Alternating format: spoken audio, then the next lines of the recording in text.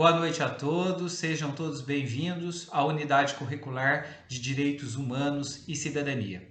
Dando continuidade aos nossos estudos, hoje nós vamos falar sobre os direitos políticos, não é? E todas as suas implicações no contexto social e na construção de uma democracia. Essa aula sobre os direitos políticos ela será dividida em dois momentos. Na aula de hoje, em que nós vamos apresentar as estruturas gerais introdutórias daquilo que vem a ser direitos políticos, né, e seus impactos sobre a Constituição Federal de 1988, e na próxima aula nós falaremos sobre os sistemas eleitorais, né, vem esclarecer e abordar a questão prática dos direitos políticos, não é mesmo? Espero que todos estejam bem, que seus familiares também estejam bem e que possamos logo estarmos juntos novamente, não é? Peço também que vocês continuem utilizando a ferramenta Fale com o Professor, que está à disposição de todos no AVA, mandando as suas dúvidas, sugestões e críticas que tenham a respeito da unidade curricular eletiva como uma forma de aprimoramento ao nosso trabalho. Tenho ficado muito contente com os trabalhos e com as atividades desenvolvidas por vocês, né? Peço que vocês continuem acessando o nosso material, estudando com afinco o nosso material, bem como utilizando essas videoaulas como uma ferramenta de esmiuçar um pouquinho mais os conhecimentos desenvolvidos e abordados aqui na aula remota. Tudo bem? Com relação aos conceitos de direitos políticos, para que possamos entender melhor esse conceito e sua aplicação prática, é preciso entender o conceito da palavra democracia, né? A palavra democracia, ela é um radical que é composto de duas partes, né? O demo, do grego demos, e cracia, né? Do kratos em grego, né? O demo significa povo, kratos, autoridade. Ou seja, a própria origem da palavra democracia, ela vem do surgimento da autoridade do poder dado ao povo, né? Então é inconcebível falar em direitos políticos sem que tenhamos um conceito de democracia plenamente definido. Ou seja, os direitos políticos ele é a forma mais expressiva de colocar em prática o poder nas mãos do povo. É através desse poder que o povo escolhe seus representantes que vão executar e desenvolver as mais diferentes políticas públicas em benefício do próprio povo. Lembre-se, né? A democracia é o governo do povo e para o povo, né? Ou seja, escolhemos os nossos representantes para que eles desenvolvam e alcancem uma política voltada para o bem-estar coletivo. O conceito moderno dessa palavra democracia, ele surge com a Revolução Francesa e também com a Revolução Americana, onde três princípios básicos fortalecem o elemento da democracia, não é? Esses três elementos básicos seriam os princípios da igualdade, da liberdade e da fraternidade. O princípio da igualdade, ele dá como condição entre uma ideia de igualdade entre todos os cidadãos. Ou seja, não deve existir diferença entre um e outro. Todos somos iguais perante a lei e aos olhos da lei. Né? Não é porque um tem um poder aquisitivo melhor ou maior do que o outro que ele deverá ser tratado diferentemente sobre as regras e sobre as bases ideológicas dos princípios norteadores da democracia, né? Como a gente falou, a igualdade teria uma ideia de que todos são iguais perante a lei. Com relação à liberdade, é a garantia do livre-arbítrio, né, que estaria ligada à liberdade de escolha. Sob a ótica dos direitos políticos, é através da regra da liberdade que nós escolhemos os nossos representantes. Entre as mais diferentes concepções e ideias políticas, nós temos a liberdade de escolher aquela que mais esteja afinada com as nossas diretrizes. É a regra da liberdade. Com relação à fraternidade, ele diz respeito à segurança jurídica, o bem comum, o respeito e a preocupação para com o próximo, com a sociedade e tendo assim um Estado organizado. A ideia da fraternidade é pensar numa coletividade, ou seja, que todos estão juntos, né, sob a regra da igualdade, mas tentar de alguma forma colocar-se no lugar do outro. O Estado tem como garantia o bem-estar coletivo, governar para todos sem distinção. Não é? Então, perceba que esses 3 princípios eles são as bases da democracia e, consequentemente, eles vão ter uma influência significativa na construção e no fortalecimento dos direitos políticos. Com relação aos direitos políticos, como um dos direitos fundamentais, a nossa Constituição ela é muito clara, né? E especificamente, tal assunto é tratado a partir dos artigos 14 a 17 da Constituição Federal Brasileira.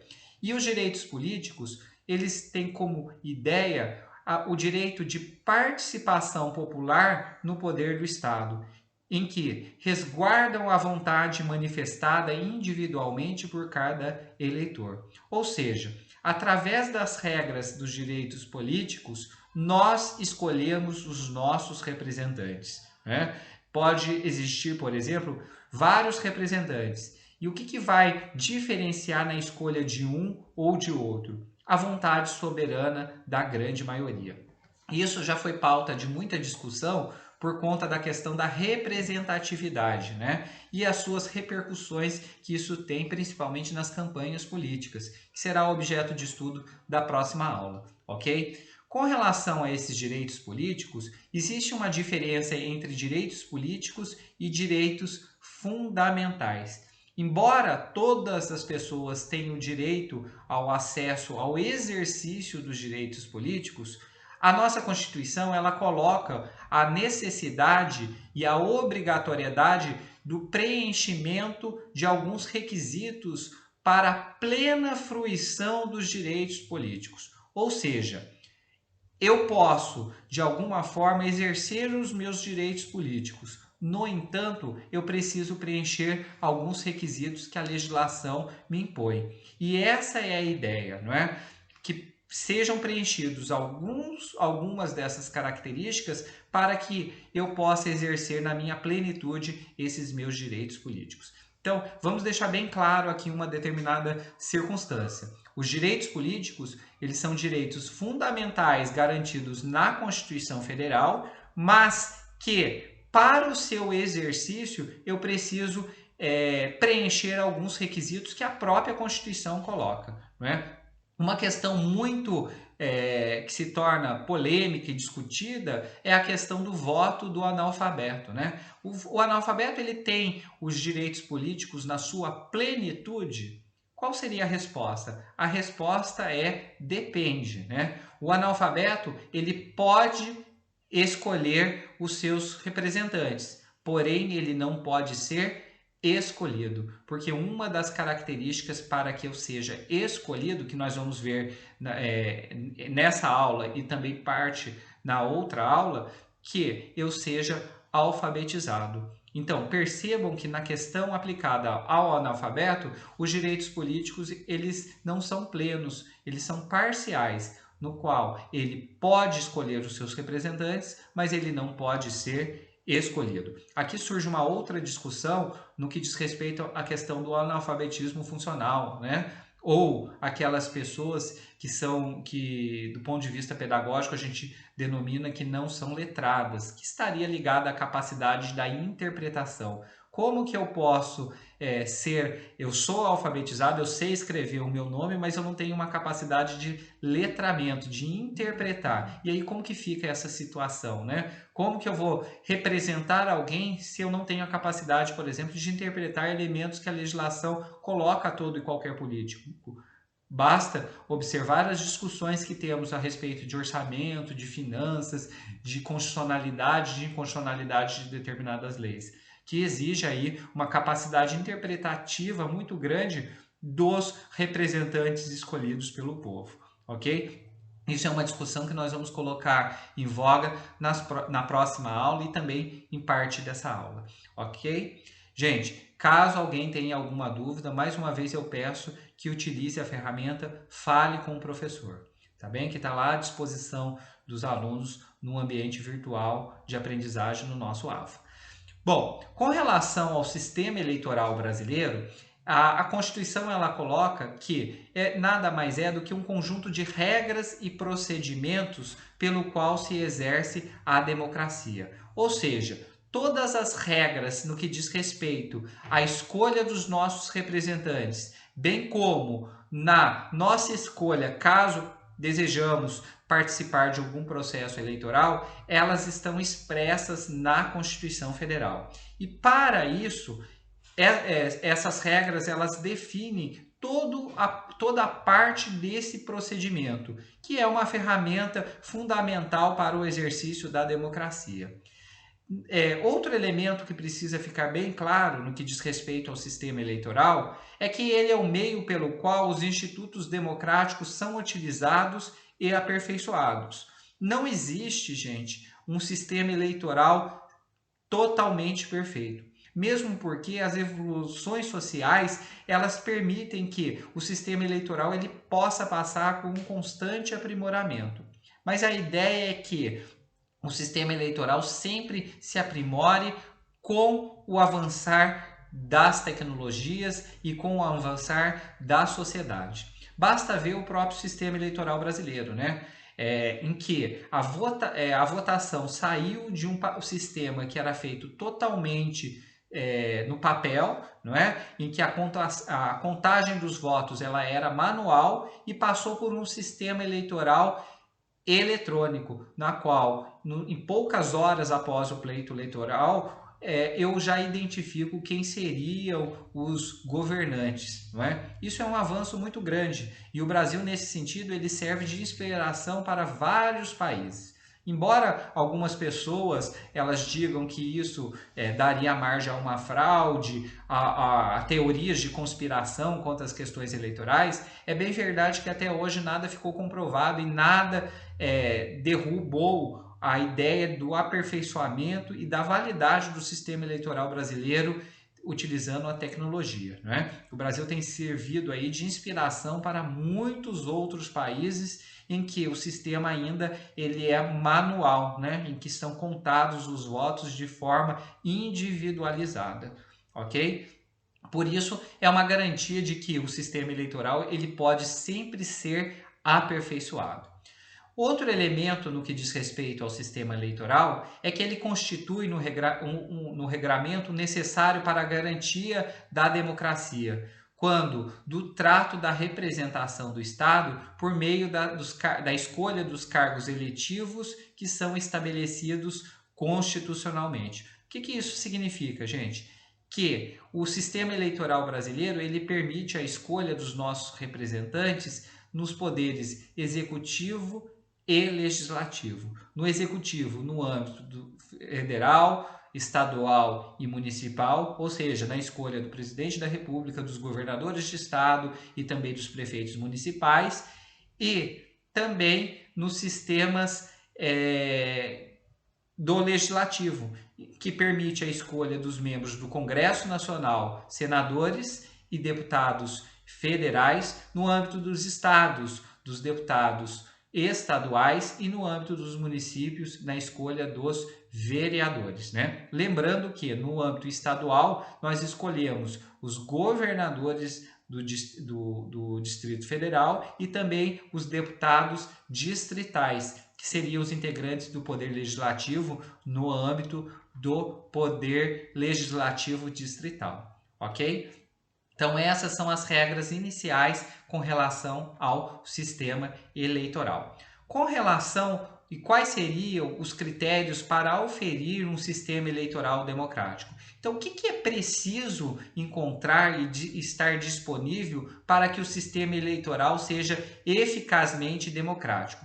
A primeira e talvez seja a mais importante regra do aspecto democrático do sistema eleitoral brasileiro é o voto majoritário e o voto proporcional. que significa isso, gente? É escolhido como representante do povo nos mais diversos poderes, nos poderes executivo ou legislativo, aquele que tem voto majoritário, ou seja, a maioria dos votos, né? Ou também através do sistema proporcional, por um elemento denominado coeficiente eleitoral, que diz aí que, conforme o número de votos de um determinado partido, ele faz o número de seus representantes nas cadeiras do poder legislativo. Isso diz respeito ao sistema do voto proporcional, ok? Que nós vamos nos aprofundar um pouquinho mais quando falarmos da questão dos sistemas eleitorais propriamente dito, né? Com relação à participação e competição daqueles que desejam pleitear cargo público, né? A ideia que a Constituição coloca e a lei eleitoral é que quanto maior for o número dos participantes, mais democrático será o sistema eleitoral. Ou seja, quanto mais gente estiver concorrendo, mais democrático será, porque dará a opção aos eleitores de escolherem os seus representantes numa gama de variadas opções. Não é? Isso é o bonito da representatividade. Né? Sair e deixar de lado aquele elemento que, infelizmente, o Brasil tem caminhado nos últimos tempos, que é a polarização entre dois partidos, entre duas candidaturas, ou poucas candidaturas, mas em que duas se destacam. É como se fosse a ideia do bem e do mal. Não, o sistema democrático é que quanto mais gente concorra, mais opções e mais elementos a serem avaliados pelos eleitores sejam fundamentais e expressivos na escolha dos nossos representantes, tá?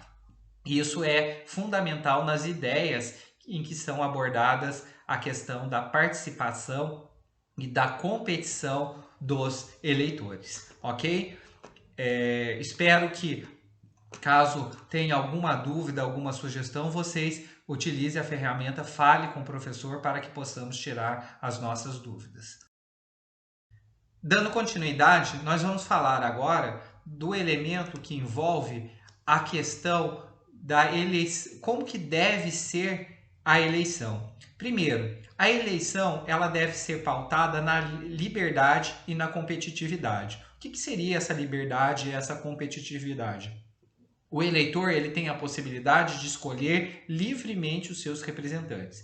E a Justiça Eleitoral, nesse ponto, ela tem sido muito enfática no sentido de punir aqueles indivíduos que fazem boca de urna ou que tentam, de alguma forma, direcionar o pensamento e tolir a livre escolha dos eleitores. Por isso, essa liberdade ser ampla e restrita no sentido da possibilidade de escolher os nossos representantes.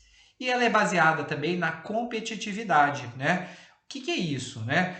Todos aqueles que desejam pleitear um cargo público, eles podem e devem competir, né? Claro, uma competição limpa, coesa e principalmente ética, né? Para que vença aquele que tiver a melhor proposta e que possa, de alguma forma, beneficiar a coletividade. Essa é a ideia e que deve ser observada dentro das eleições, ok? Outro elemento que deve ser observado, a competição entre os candidatos que formam programas políticos e tomam posições. Ou seja, eu tenho a liberdade de escolher aquele candidato que melhor me representa ou que, de alguma forma, as suas ideias e propostas atinjam os meus objetivos. É uma questão de equacionamento. O que seria esse equacionamento? É como se eu tivesse uma ideia, a pessoa também tem a mesma ideia e essas ideias perfeitamente se encaixassem, não é mesmo? Então, a ideia é que as propostas elas sejam mais próximas umas das outras e que essas propostas eu consiga de alguma forma atingir e valer dentro das minhas próprias concepções, ok?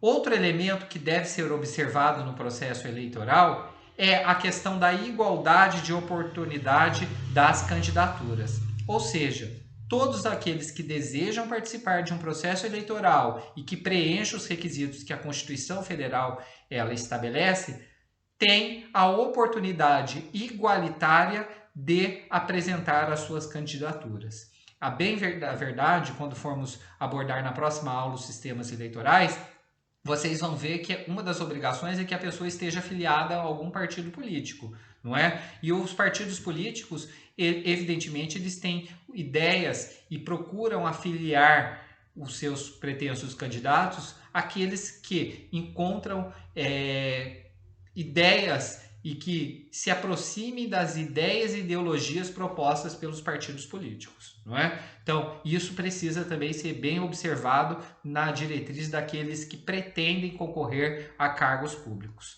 Depois, o que mais que a eleição deve obedecer? A liberdade de eleição pelo voto secreto, que é uma das características fundamentais de todo e qualquer processo eleitoral, né? O que é isso? Voto é secreto. Eu posso sair da cabine eleitoral e falar e afirmar em que eu votei, mas não necessariamente aquele voto represente aquilo que eu diretamente digitei lá na urna, né? Ou que depositei no voto, caso ele seja impresso. A ideia é que esse voto seja secreto, né? Para evitar qualquer tipo de perseguição ou de situações em que a pessoa seja afastada ou rechaçada do ponto de vista social por conta de suas convicções políticas, não é? Infelizmente, o brasileiro ele tem uma característica de que sai aí propalando e divulgando os candidatos em que eventualmente ele tenha votado. Mas isso não é garantia de nada, já que o voto ele é secreto. Tá? Outro elemento, o sistema eleitoral não deve provocar resultados perigosos para a democracia. O que significa isso, gente? A nossa democracia ela foi construída em cima de grande dificuldade, né? Historicamente, se você for avaliar a evolução do processo eleitoral brasileiro, nós tivemos momentos altos e baixos, não é? Em que no primeiro momento poucos participavam, somente aqueles que tinham uma classe social mais abastada. Depois as mulheres conseguiram o direito de votar e de ser votadas. Infelizmente, depois nós entramos no período da ditadura militar, em que os direitos políticos foram cassados e nós não podíamos escolher diretamente os nossos representantes, principalmente no cargo de presidente da República, até que chegamos no período de abertura democrática do Brasil, em que a maior característica desse processo democrático, observando a concepção plena da palavra democracia, foi com o processo de abertura política do Brasil, em que foi dado aos brasileiros a possibilidade de escolher os seus representantes. E a Constituição ela rechaça toda e qualquer tentativa de tirar esse elemento da formação, da escolha dos nossos representantes. Por isso que o sistema eleitoral brasileiro ele rechaça e não acolhe todo e qualquer resultado que seja perigoso para a democracia, né? Em qualquer tentativa de tirar do brasileiro a vontade e o poder de escolher os seus representantes, não é isso? Outro elemento, a decisão eleitoral ela é limitada por um tempo definido de mandato, né? O que é isso? Aquele que é escolhido para ser representante do povo, seja nos âmbitos federais, estaduais ou municipais, eles têm um mandato definido, né? O que é esse mandato definido? Ele tem uma duração prévia. Via de regra, os cargos do Poder Executivo, eles têm um mandato de duração de 4 anos. E do Legislativo também um mandato de 4 anos, exceto os cargos de senador, né? O senador ele tem um mandato de 8 anos, sendo que a renovação dos cargos de senador, eles se renovam a cada 4 anos, numa proporção de 2/3 e 1/3, né? Lembrando que os senadores eles atuam no Senado Federal com 3 representações, e sendo que dessas 3 representações, a cada 4 anos eu renovo 2/3 e num próximo mandato de 4 anos eu renovo mais 1/3. ok? Mas a regra do sistema eleitoral brasileiro é que os cargos de representação eles têm um mandato de 4 anos, tudo bem? E com relação aos cargos do executivo, é permitido o processo de reeleição, né? Observando que a Constituição ela coloca que a reeleição ela se dá por apenas uma vez, né? Ou seja, o candidato que ganhar a eleição, ele tem um mandato de 4 anos, podendo ser reeleito por mais 4 anos. Depois disso, ele não pode ser reeleito. Caso ele queira voltar, ele precisa ficar fora 4 anos e pleitear aquele mesmo cargo por mais 4 anos. Ah, professor, mas e se ele quiser pleitear um cargo em uma outra esfera? Ele pode? Ele pode. O que não pode é ter um novo mandato no mesmo cargo político. Então vamos imaginar, eu sou prefeito, sou eleito por 4 anos, vem um novo período eleitoral, eu concorro para mais 4 anos de mandato. Eu ganho e fico no todo 8 anos. Eu posso voltar no próximo período eleitoral? Não, eu não poderei. Eu teria que ficar afastado aí por pelo menos 4 anos, caso eu queira voltar para o cargo de prefeito. Mas se decorrido 2 anos, eu posso me candidatar, por exemplo, para presidente da República? Posso, não tem problema algum. O cargo ele é diferente. Tudo bem? Nós vamos falar também isso no próximo momento, né? O que mais que a eleição deve ser? Ela deve ter total transparência. Por isso a necessidade de divulgação ampla de todos os resultados do processo eleitoral. As eleições elas são amplamente divulgadas pelos mais diferentes meios de comunicação como uma forma de dar transparência à informação, não é? Que ela seja plenamente divulgada por uma questão de publicidade, não é? Por isso a necessária divulgação das ideias eleitorais, ok? E por fim, a divisão dos processos de eleição entre os poderes. O processo eleitoral brasileiro ele é dividido em 2 momentos, né? Nós temos eleições a cada 2 anos, embora os mandatos sejam de 4 anos. Então, para 2 anos, num primeiro momento eu escolho presidente, governadores, deputados federais, estaduais e senadores. Passado 2 anos, eu escolho quem? Os representantes municipais, né? Que seriam os prefeitos e os vereadores. Então, percebam que a cada 2 anos eu tenho um processo eleitoral no Brasil. Cada um para um mandato de 4 anos, evidentemente, exceto a questão dos senadores, como nós já falamos anteriormente. Por que essa ideia, gente? Para que a ideia do processo eleitoral ela esteja sempre próxima do cidadão, né? Que possamos sempre avaliar os papéis dos nossos representantes constantemente. É bom frisar para vocês que existe uma proposta de mudança na Constituição Federal para que a eleição ela seja realizada uma única vez a cada 4 anos. Alguns apontam que isso seria importante por conta das dificuldades na realização dos processos eleitorais. Por isso, ela é apontada a necessidade de realização a cada 4 anos como um todo. Ok? Mas isso é uma proposta, ainda não está apontada e colocada como necessária ou como ela fosse constituída na sua plenitude. Tudo bem? Bom, com relação à democracia e eleições, nós vimos que esses conceitos eles não se confundem, né? A questão a democracia, ela seria o alicerce do poder e da possibilidade de realização das eleições. É algo que garantiria aí a participação de todos de forma irrestrita dentro da realização de determinadas propostas para o benefício da sociedade como um todo, ok? Essa ideia do opção que a nossa Constituição fez pela adoção de um princípio democrático e imutável, ele é inclusive uma cláusula pétrea da nossa Constituição. A democracia ele é o alicerce de toda a estrutura do Estado democrático brasileiro, não é? Então, aqui é bem importante frisar para vocês e com vocês que qualquer tentativa de afastar o aspecto democrático da nossa da nossa Constituição, ela constitui grave violação a essa cláusula pétrea, né? A gente infelizmente ouve alguns ânimos acirrados aí de tentativas de instituição do ato institucional número 5, que foi talvez o documento legal mais violento da época da ditadura militar brasileira. Isso jamais poderá ser realizado ou ter isso como volta, porque seria um retrocesso,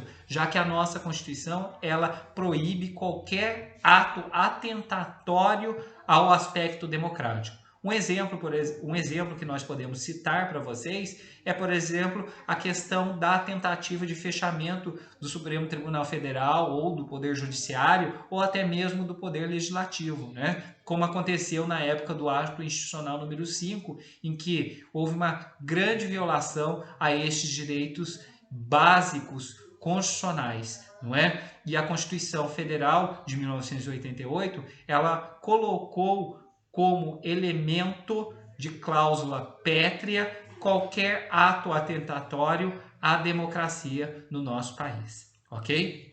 Bom, com relação aos direitos políticos, como que nós podemos definir os direitos políticos, né? Os direitos políticos, ele nada mais é do que um conjunto de direitos que regulam a forma de intervenção popular no governo. Só existe uma forma da população interferir nos aspectos governamentais. Qual? Na escolha dos seus representantes, né? Nós vamos ver na próxima aula que existem propostas de criação de leis por iniciativa popular, mas isso é criação de leis, né? Na escolha dos nossos representantes, a forma correta e constitucionalmente garantida é através do exercício dos direitos políticos, nos quais as pessoas escolhem os seus representantes. Tudo bem?